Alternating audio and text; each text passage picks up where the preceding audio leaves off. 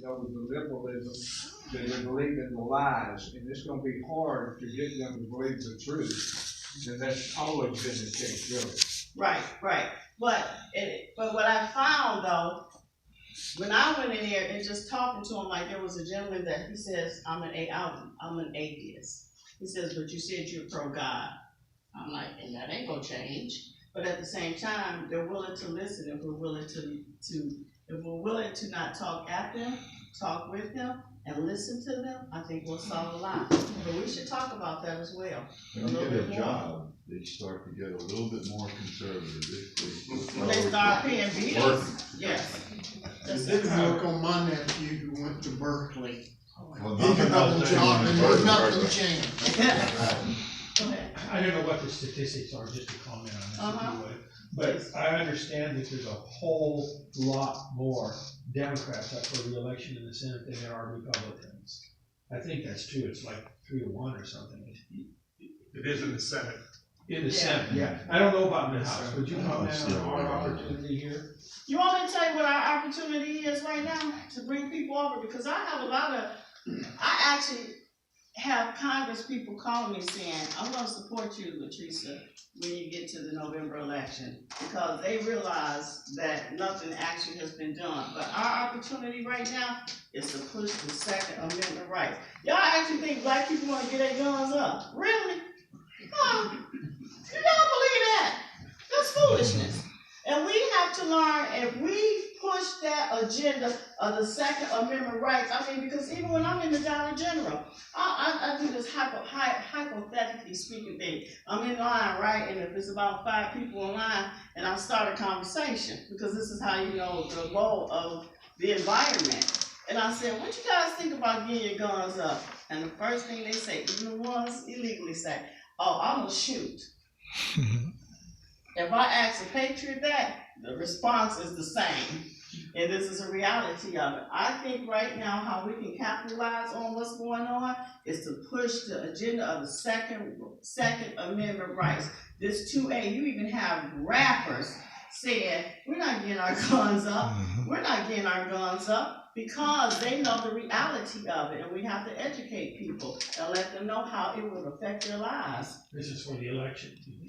Oh, absolutely. Okay. This is for us. Right now, my team, in the last year, we've probably registered 12,000 new voters. We bought from Democrat to Republicans.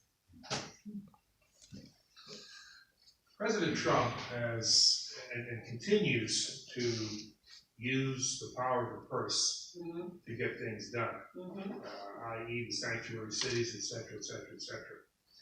One of the biggest problems that we have on campus today, and I'm a grandfather now, is to try to neutralize this constant liberal, this verbal diarrhea that just keeps coming out over and over and over again. Many of these colleges and universities have huge grants from the United States government. Now, all I'm asking is not to give us more of an advantage, but to make it a level playing field. So if these colleges, and this is something you can take on your campaign trail if you like, but and something they should take up in the Senate as well. Well, I know House bills all originate in the House, not the Senate, but still, if these universities and colleges that are getting lots of federal money, and many of them do, most of them do actually, major ones do, if they were required to give equal time for conservative commentators to come on the campus, Right. and encourage that rather than turning a blind eye when somebody comes to Berkeley or to Stanford or something like that wants to speak and they're not allowed to speak, or they're blown out somehow. I think that you would see it happen real quickly, because remember, the first thing that people always do, first of all, when they vote, is they vote with their wallet. Right. A la Bill Clinton. We understand why and how that happened. But the truth is that people will, if you can give young people the same advantage of hearing conservative values, rather than being, just continually banged over the head with liberal and progressive values, I think that alone is going to get smart young people, and hey, if they're in the universities, theoretically, they're reasonably smart. Some of them are gonna sit back and go, well, wait a second, I've been listening to this dribble, and I've never heard this before. Right. It's kind of like, and I use a spiritual analogy. You know, if you've never heard the gospel, you've never heard the gospel. Right. You see? So consequently, if young people could get a chance, an opportunity, through the colleges and universities, I mean, what are we spending anymore? $180,000, $200,000 on a 4-year degree in anthropology to do what? To do what? If they could hear the conservative side on an equal playing field, I think that the truth, which is what's winning now, would continue to win in the young hearts and minds of these college students. I agree, but isn't that a constitutional right, to be honest, if you really think about it? Even on the college campuses, don't they have the right the right of free speech means that we should have an equal thing, you should have both sides there. I agree, but the colleges and universities are using tax money to thwart that. Right. I agree with you wholeheartedly. I believe, hey, you gotta hit them where it hurts. If you hit them financially, guess what? They're gonna have to make a change. And yes, I will push a bill. I will definitely push a bill like that. I definitely will. And I'll present it to my team, and we'll see what we need to do to kind of start putting it on the platform as well, because it needs to happen. Thank you for running. Thank you. Thank you so much. These children are learning it in Who was next? elementary school and high school too, before they get to college. Go ahead.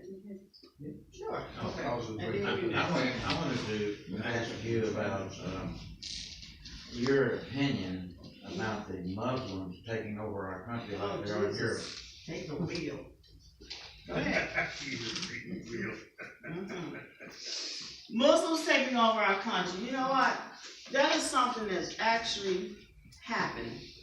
It is actually happening. And I'm hearing reports from people like in South Florida, just all around the country. We don't even go. I'm going to give you another example why we have to be so careful. Just down here in Broward County, you guys know why Scott Israel is not going to resign?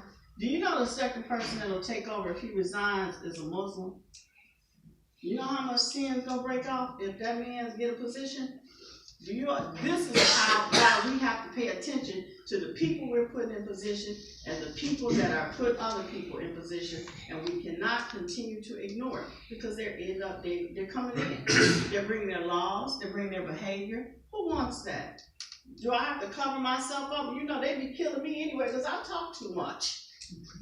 But no, I don't support it. I think that we have to continue to regulate who's coming into our country, and I think we need to go back as well and do some more background checks to see who's already there, so we can know who we're dealing with. Amen. We have to. Trump getting in, to me, was divine intervention. Absolutely. When you take into account Hillary had the DOJ in her back pocket, the FBI, the CIA, the presidency, one would naturally assume she had the presidency in her pocket, but it didn't happen. He got in.